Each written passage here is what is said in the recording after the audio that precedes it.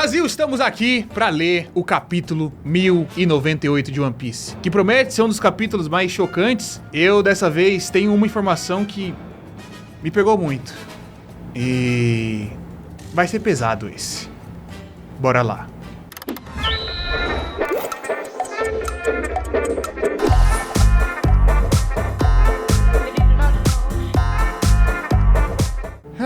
Eu não sei se tô pronto não, viu, Oli? Pra ser bem sincero...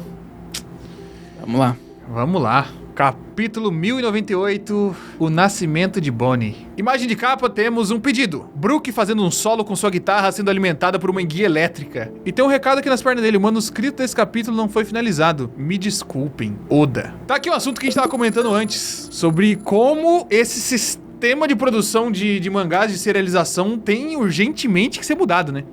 Porque se a gente tá dentro da obra, da maior obra da história da Jump, a mais vendida de todas, que tem uma equipe grande, que tem tudo um trabalho, que tem uma preparação, que tem tudo, e mesmo assim não é possível finalizar no tempo que eles precisam terminar todo o capítulo, imagina a galera que tá tentando arriscar a sua vida pra conseguir entrar nesse mercado. Tanto que a galera não tá sofrendo e perdendo saúde, perdendo vida, e a gente tem muitos exemplos aí de autores que jogaram a saúde fora. Eu vejo que mais do que urgentemente, tanto o sistema de anime, que a gente já conhece, já tá careca de saber que tá destruidíssimo e precisa ser mudado, o sistema de mangás também, né? Se o Oda não tá conseguindo fazer a parada, quem consegue, cara? O complicado é que os mangakas, eles geralmente trabalham por muito tempo, né? Sim. Então eles vão ficando cada vez mais velhos e tem que continuar num ritmo de quando são jovens e não conseguem. E é muito doido considerar, tipo, para pensar no ser humano que tá produzindo isso, porque a gente tá, principalmente agora, num momento muito chocante, num momento muito foda, um arco muito da hora, e pensar que pra ele talvez isso não esteja tão legal, porque ele tá muito cansado. Muitos momentos de One Piece podiam ser melhores, talvez, se ele tivesse mais relaxado, ou ele tivesse menos preocupado com o prazo, tivesse menos preocupado com a saúde dele, que tá lá na merda, e ele precisa entregar mesmo assim. E que, né, agora ele tá há 20 e tantos anos nessa rotina, todos os dias da vida, praticamente. A gente tem pouquíssimas pausas que o Oda tira, e geralmente é pra se organizar. Sim, e o principal problema do sistema do mangá é que, na maioria dos casos, assim, ele é semanal, né? Esse é o grande problema. E, tipo, como que a pessoa consegue pensar no roteiro, pensar nos enquadramentos, pensar na arte, fazer a finalização das partes principais, enquanto tem que gerir uma equipe inteira pra cuidar do restante? Tipo, é muita coisa pra uma semana. Muita coisa. Quartel-General do Exército Revolucionário Báltico. Pedimos reforços? A rebelião de Tommy no South Blue está em menor número. Não podemos. Estamos ocupados lidando com os feridos do reino de Goa. Iva-chan, eu vou. Pare com isso, você tem agido de forma imprudente, Kuma. Desde aquele dia. O quê?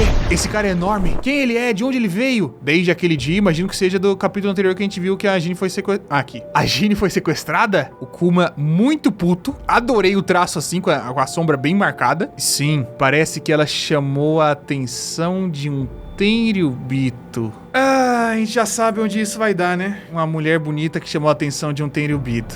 Eles a levaram em um navio do governo, porque o Tenryubito queria fazer dela sua esposa. Nisso aqui a gente já tem um peso absurdo, e esse aqui era o spoiler que eu tinha pego, de que um Tenryubito queria fazer da Gine sua esposa. Pensando agora, eu acho que eu já consigo imaginar o que vem aí pra frente E é muito pesado se isso realmente for acontecer, né? Porque a gente tem a Gine e tem a Bonnie, mas a gente chega nesse lugar. Vencemos! Finalmente, depois de 3 anos de luta. Não conseguiríamos sem a ajuda do exército revolucionário. A tropa foi completamente aniquilada por um ataque surpresa. Novamente, o exército revolucionário. Um brinde ao exército revolucionário! Os heróis do povo! Enquanto isso, a montagem paralelo aqui, né? Tá tendo essa comemoração e do outro lado eles estão muito tristes. Em luto, tristeza por uma coisa que aconteceu e ao mesmo tempo eles estão tendo que levar a felicidade pra outros, que estavam numa situação muito difícil. Peço desculpas. Dragon, sou eu. Estou exausto, vou retornar ao navio. Peço desculpas. Comandante do Exército Revolucionário Gine. 2 anos se passaram desde quando ela foi sequestrada pra casar com o Tenryubito.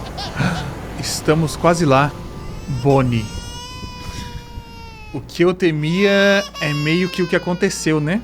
A Bonnie muito provavelmente é filha desse Tenryubito que sequestrou a Gine. Kuma, recebemos uma ligação da Gine. O quê? Ei, Kuma-chi, eu voltei pro mundo inferior. Fiquei doente. Fui descartada porque não era mais necessária. Eles soltaram porque ela tá doente e não era mais necessária. Que sorte.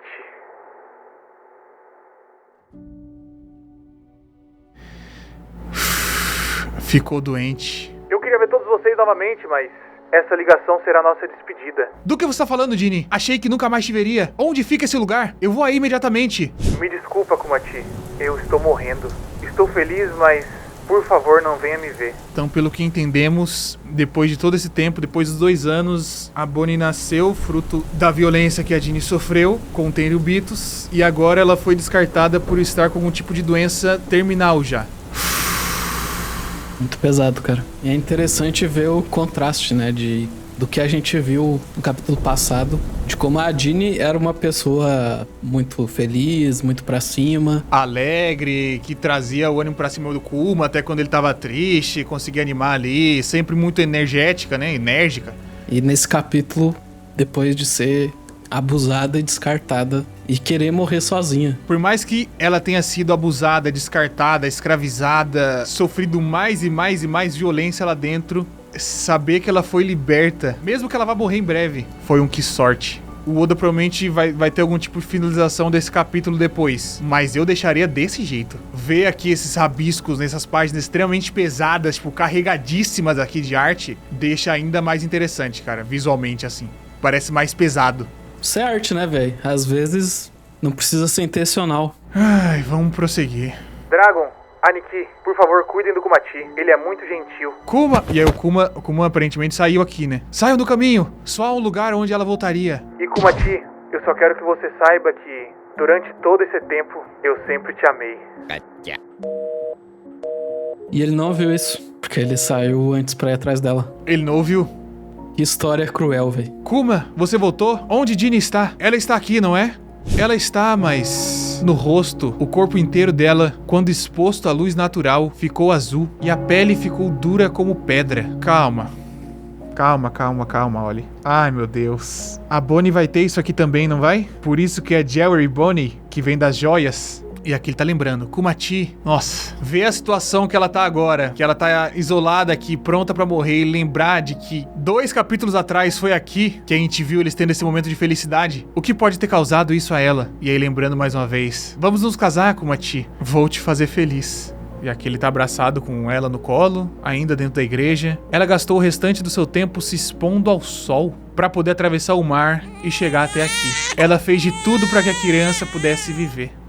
Ela viajou o mar inteiro sofrendo pra conseguir levar o bebê pro único lugar onde ela já se sentiu segura e feliz. Pra quem sabe, essa criança pudesse ser feliz ali de algum jeito, né? Do mesmo jeito que ela foi. O único lugar que pra ela representava algum tipo de liberdade, né? Trouxe alguma alegria. Foi o único lugar que ela foi feliz, né? Que antes ela tava lá na condição de escravizada, viveu aqui e depois ficou algum tempo com os revolucionários e já foi levada como escrava de novo pros Tenryubitos. Cara, que doença que é essa? A gente tem alguma coisa parecida com isso? One Piece citado em algum momento? E eu tô muito curioso com o fato disso ser exponencializado quando tá exposta à luz. Porque a luz pra gente o tempo inteiro é o sol, né? O sol pra gente sempre representa coisa boa. E aqui é uma doença que... Pô, isso é um ótimo ponto, né? É uma doença que piora quando você fica exposto ao sol. Então aqui o sol não é uma coisa boa. Vamos supor que existe o deus do sol, Nika, e você coloca as pessoas perto dele pra morrer caso fiquem próximas ao Deus do Sol. Não necessariamente ao Deus do Sol, mas enfim, ao Sol em si. Transformar um símbolo de liberdade, um símbolo de coisas boas, um símbolo de felicidade, em que as pessoas não podem ficar próximas a isso. A mesma parada da Smile, que você subverteu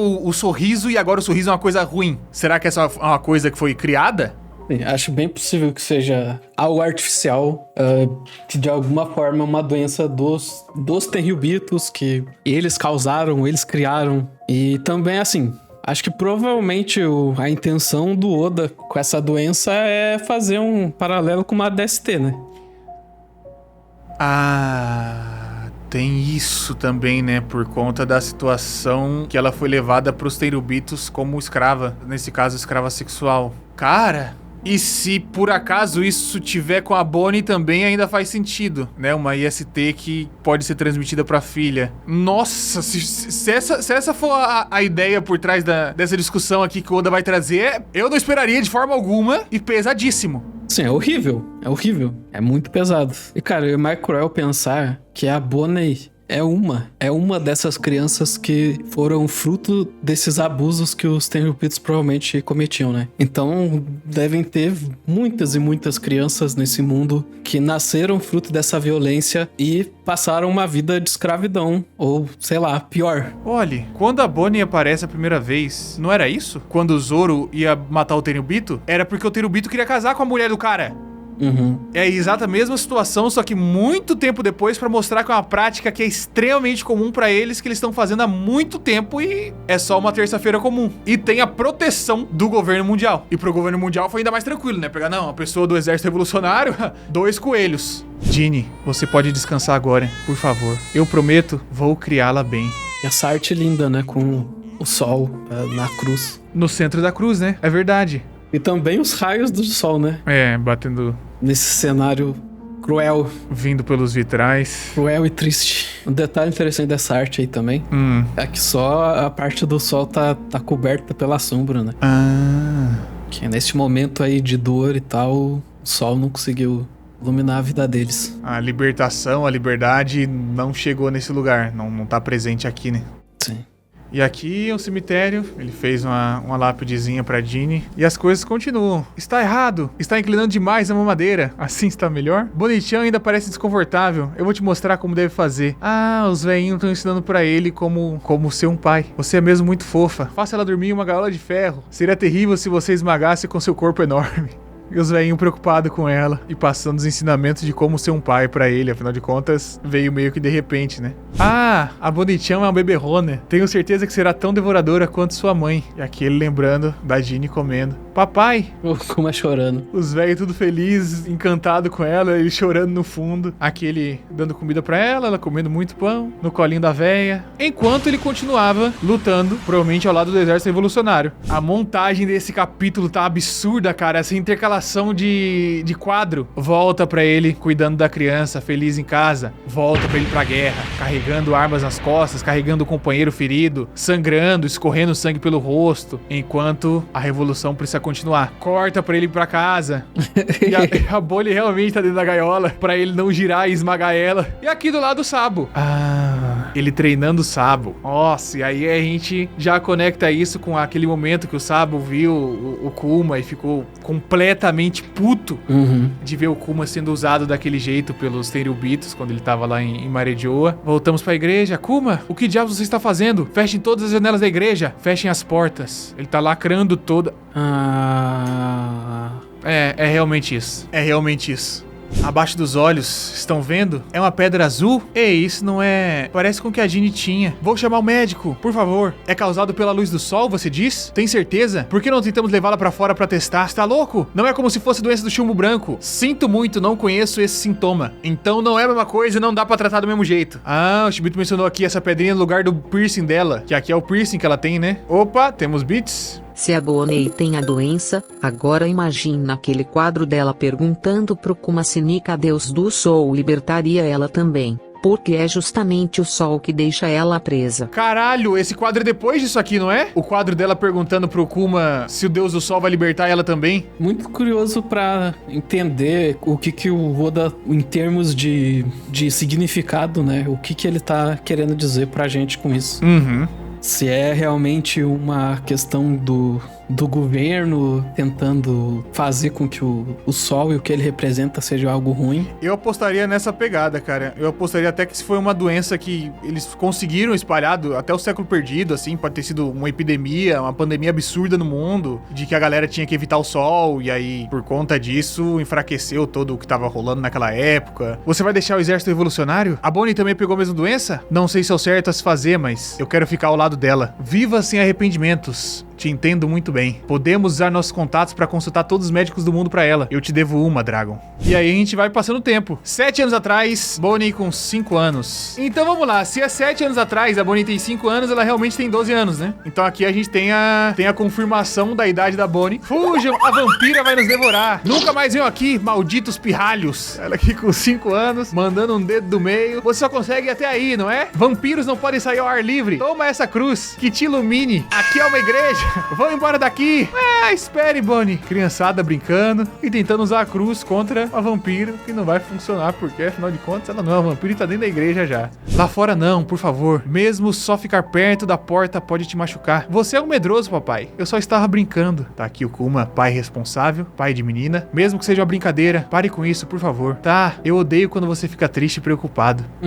Cresça e seja uma boa criança. Pare com isso, seu bebê chorão. Uma criança de 5 anos, cara, olhando pra um marmanjo desse, de 6 metros de altura, 650 quilos, chorando de preocupação com ela e falando pra ele parar de chorar. Cara, vendo como o Kuma, esse paizão e preocupado, acho que a gente já pode imaginar por que ele se entregou pro governo mundial, né? Provavelmente foi em troca por uma da cura. Foi em troca de uma cura. E possivelmente pro Vegapunk. Sim. Nossa, ele se entregou pra que o Vegapunk desenvolvesse uma cura pra doença dela. E aí, talvez a cura a gente consiga com seu sangue de bucaneiro, porque considerando que é uma doença desconhecida e eles vão ter que mexer no corpo do Kuma, esses caras aí, eles ficam zombando da pedra da minha cara de novo. Elas são tão estranhas assim? Não é culpa minha, não pedi pra ficar doente. Essa joia? Que medo. Eles só têm inveja porque você tem pedras preciosas tão bonitas. Você acha mesmo? Oh, eu amei. Tá aqui. Jerry e Bonnie. Tá, essa cravada foi fácil. Essa aqui foi deduzível. Bonnie, se você estivesse curado da sua doença e quisesse viajar, pra onde gostaria de ir? Cara, essa frase aqui me fez pensar que... Nossa, cara, isso é cruel demais, cara. O Kuma, literalmente, pode desbravar o mundo com ela. Poderia levar ela pra conhecer tudo que ela quisesse, mas ela não pode. Tu se liga no outro quadro? O livro que ela tá lendo sobre as Ilhas do Céu é a Bíblia do Kuma. Calma. Vamos lá. Já ouviu falar das lendárias Ilhas do Céu? Tem ilhas flutuando no ar? Isso mesmo. Eu li sobre isso em um livro. E tá aqui Bible, né? Uhum. Que é a Bíblia que o Kuma segura. Então a Bíblia...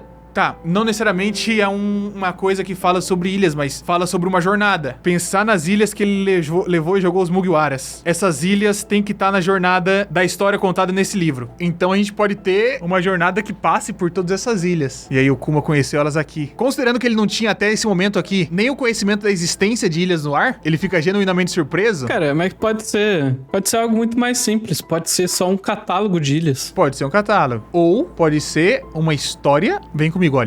Uma história importante disfarçada de catálogo de ilhas. Pode ser. Porque assim é um livro que não seria censurado. Se você disfarça e conta uma jornada, uma trajetória, tipo página por página, você mostra uma ilha e seria meio que a ordem de uma jornada, você consegue contar uma história sem que a Marinha percebesse, sem que o governo mundial percebesse, e por isso esse livro sobreviveu até hoje. Será que é um livro contando a jornada de Nika? Cara... Tem uma questão que muitas vezes a gente fica pensando e não tem certeza, né? Mas o deus do Sol, o Nika e o Joy Boy podem ser duas pessoas diferentes, né? Sendo, tipo, o Nika, um deus de um passado muito mais distante, e o Joy Boy, essa pessoa que viveu 800 anos atrás e já tinha a fruta do Nika.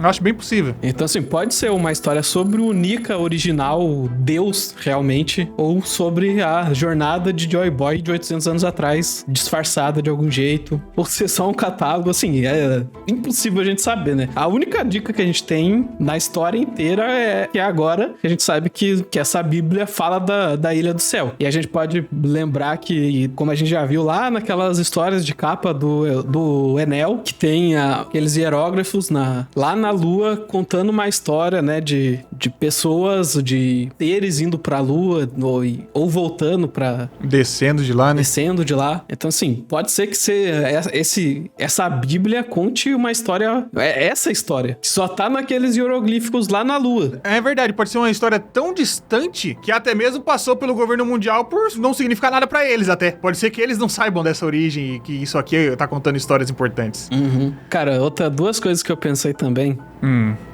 Talvez esse livro fosse de algum desses velhos da ilha. E outra coisa que eu pensei foi, se o Kuma não sabe do que tá escrito aí, talvez ele nunca nem tenha aprendido a ler. E a Bonnie que tá apresentando esse mundo pra ele porque ela aprendeu a ler. Caralho, eu não tinha parado pra pensar nisso. Acho bem possível. Talvez ele só visse as imagens assim e não entendesse muito bem. Vamos lá. Eu iria pra as lendárias Ilhas do Céu. É tão perto do sol, talvez vejamos o Nika lá em cima. Você adoraria isso, não é, papai? E aqui ele dança o sonzinho do coração de Nika. O céu é uma grande aventura. Vamos fazer isso depois que a Bonnie completar 20 anos. Aonde quer ir aos 19 anos? Ilha dos Tritões. Essa porra desse livro conta toda a história, cara. Olha, as duas ilhas que estão no livro aqui, as duas que ele cita, tem Poneglyph. Esse livro é importantíssimo, cara. 2 quadros depois a gente já descobriu aqui. Os sintomas da sua filha chama-se escamas de safira. É uma doença incurável. Você sabe o que é isso? E desculpa pedir, mas pode falar mais baixo? Uma doença que raramente se ouviu falar nos últimos anos. Essas pedras se espalham exponencialmente quando em contato com qualquer luz natural, como a do sol ou a da lua. Mas mesmo se remover completamente a exposição, temo que seja questão de tempo até a doença progredir. Isso fortalece aquele ponto que eu levantei de pode ter sido uma doença gerada e criada e utilizada na época de Joy Boy. Como realmente uma arma biológica. Uma arma, exatamente, é o termo que eu tava buscando. Uma arma biológica. Assim, eu não sou um grande conhecedor de pedras, mas com certeza a gente pode tentar achar algum significado com a safira, né? Safira significa safira, pedra precursosa, o preferido de Saturno.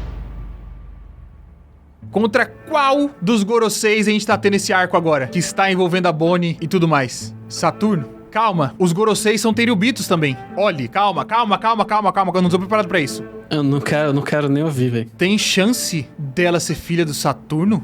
Tem, né? Esses caras são... Cara, eu tô até me tremendo aqui, cara. Porque a gente tá tendo o confronto diretamente dele com ela. Saturno deixou ela enfiar a espada nele. Teve esse confronto inicial ali que ele tá deixando.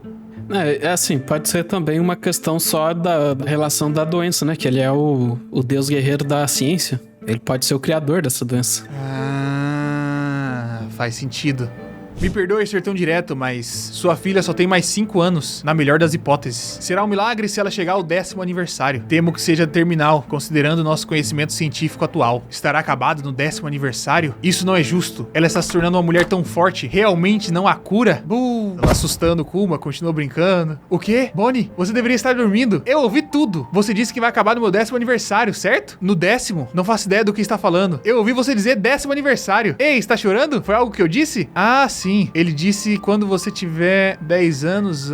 É sobre sua doença, Bonnie. Aquele médico idiota. Ele disse que você vai melhorar quando você completar 10 anos. O quê? Vai demorar tanto que fiquei um pouco deprimido ao saber. Significa que eu vou melhorar quando tiver 10 anos? Aí podemos viajar. Não é, papai? Droga, o que foi que eu fiz? É claro, quando tiver 10 anos estará curada. Viva! O que eu devo fazer? Não tem, o Oda não vai acabar, não vai dar o fim pro Kuma sem trazer isso aqui pra ela. Vai ter que trazer, pelo menos, o desejo que ela tinha com esse sorriso tão grande. O Kuma tem que trazer pra ela. Ou vai deixar essa missão da mão do Luffy, né? Pode ser que ele ajude, esperando que ele consiga mostrar esse mundo, que ele consiga mostrar o sol brilhante pra ela. Tem uma questão que eu fiquei pensando, velho, desde quando ela aceita a Ilha dos Tritões, que ela fala que vai encontrar no 19º aniversário dela. E a gente sabe que a jornada do Luffy vai ter que retornar pra Ilha dos Tritões eventualmente, porque... por causa da profecia que o Luffy, entre aspas, vai destruir a ilha. Será que a gente tem aí já uma ideia de que a gente vai ter mais um time skip?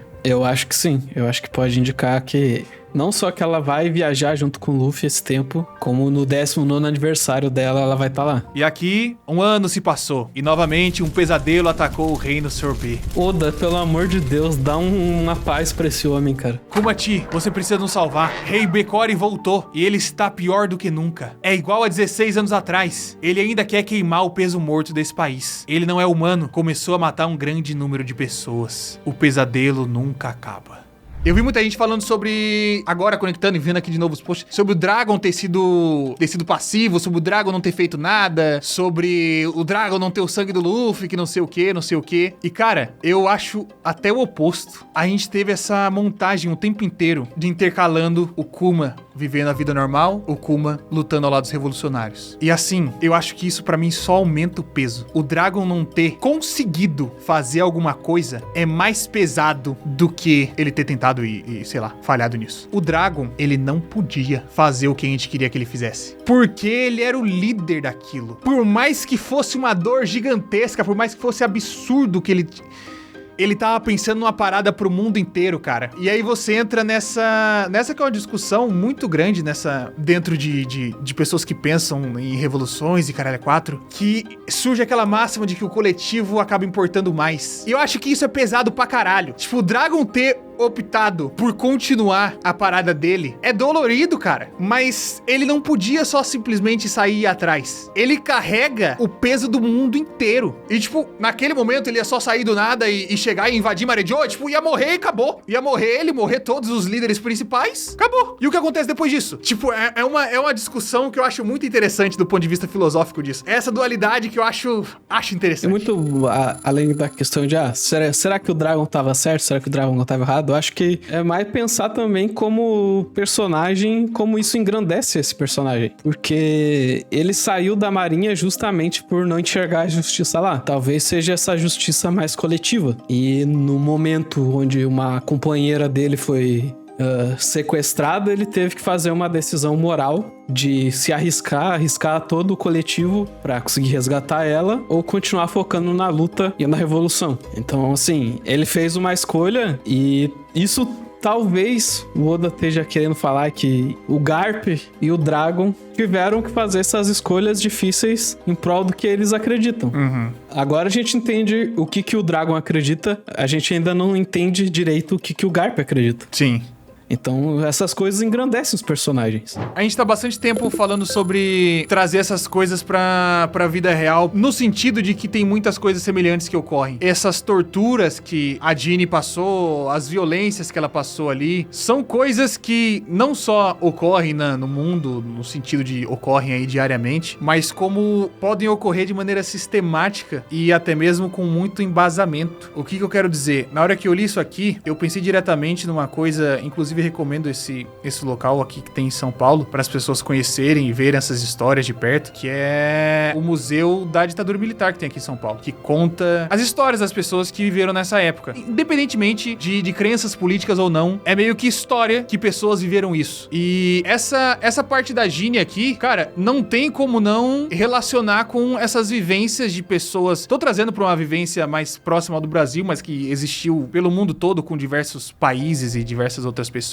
de que elas passaram por coisas assim, cara. De, tipo, exatamente o que foi dito aqui nesse capítulo. De que eram aprisionadas, eram torturadas, eram violentadas, e de que tem muitas e muitas pessoas, tem pessoas que estão vivas e passaram por esse processo, tem pessoas que hoje em dia ainda são pessoas que estão envolvidas com a política e passaram por isso, e que às vezes tem uma desumanização muito grande dessas figuras por conta até mesmo de crenças políticas. E que quando a gente vê isso em obras de ficção, é muito fácil a gente criar essa conexão. E eu acho isso bizarro, que a gente consegue criar uma conexão mais fácil com personagens de ficção do que com pessoas da vida real. Tipo, a gente sente pra caralho o que aconteceu com a Jeanne, que era literalmente uma revolucionária que tava, a gente viu em todos os capítulos, segurando armas e tava lutando por alguma coisa, e que foi sequestrada, passou por essas torturas. A gente trouxe aqui pra um exemplo mais próximo, que a gente pode literalmente ir no museu e conversar com pessoas, mas com o que outros países fazem o tempo inteiro, com o que países fazem nesse momento, com outros países e com outros povos, com outras culturas. E às vezes a gente não leva a sério o suficiente por conta da desumanização que rola sistematicamente com as pessoas. Passou a não enxergar mais as pessoas que estão sofrendo como pessoas, e a gente vê um personagem desenhado e sente muito mais. Tipo, é só uma parada que tem que pensar pra caralho. Tipo, é uma coisa que a gente tem que refletir. Porque a gente tem que passar a enxergar as pessoas como pessoas, que é o que elas são, antes de qualquer uma dessas coisas, cara. E eu acho que esse capítulo traz um tanto dessa reflexão. Você sente, a Jeanne sente pra caralho. Todo mundo, eu não sei se existe uma pessoa que leu o capítulo que não conseguiu criar essa conexão com a Jeanne e sentir e achar um absurdo o que aconteceu com ela. Mas muitas que leram e acharam absurdo, não acham tão absurdo quando acontece na vida real. Então eu convido de verdade vocês que por acaso tá vendo esse vídeo, vendo essa live e já passou por esse momento, porque tem muitas pessoas que passam por esse momento e falam, pô, isso é verdade. Pensa um pouco sobre isso, cara. Novamente, independentemente do que você acredita de posição política ou de posição social, dane-se. Pensa um pouco pelo seu lado de humanidade, assim. Porque é só muito, muito triste. Muito triste. E não tem outro jeito de expressar isso.